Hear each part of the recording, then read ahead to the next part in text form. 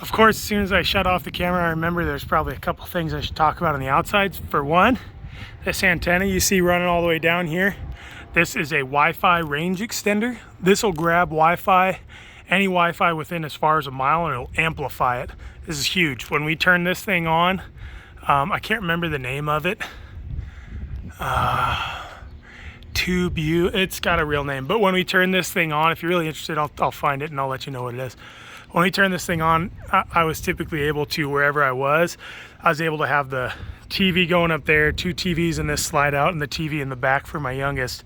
No problem, streaming stuff the whole time. We ran homeschool with that thing going, with Skype and all that going back and forth, or Microsoft Teams for my work. This thing's a freaking miracle.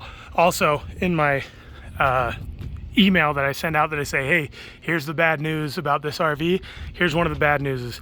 You could see this little arm here, and you could see he's missing his friend. We were driving through the Mojave Desert, and the wind ripped that crap off and took it into the desert. Now, to replace this, you can get a whole setup on Amazon for $500. You might be thinking, oh man, how do I put that in? That seems super gnarly.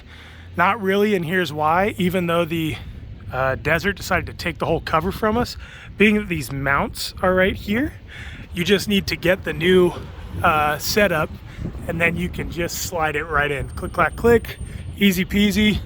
You can see you throw a screw in to hold it in place, so you don't even have to worry about centering it or whatever. So yes, it is unfortunate that the desert blew it away, but honestly, here in California and Arizona and Utah, you're gonna run into that on the road. Then, so that you just got to wrap all your stuff up because of the wind. So then we come around. I don't think I said anything about the water heater. So this is your water heater. Notice it says hot. So I turn this little thing right, and then I pop this guy out.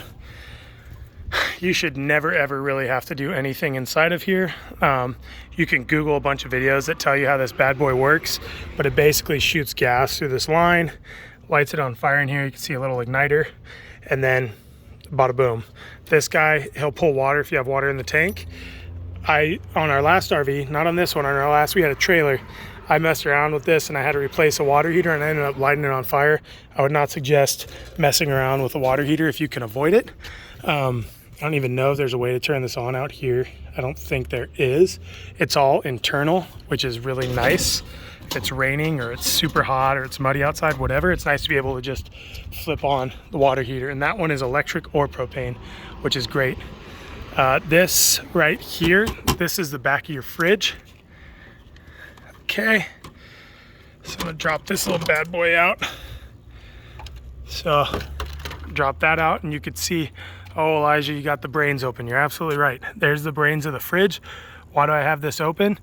It gave us an error code, I don't know, 6 months ago. And then I went in and I changed some stuff here and it worked, but it always seemed kind of finicky. And this morning when I came out, it gave me a NOCO code, N-O-C-O. And if you were to look that up on Google, you'll find like 10 million different possible things it could be.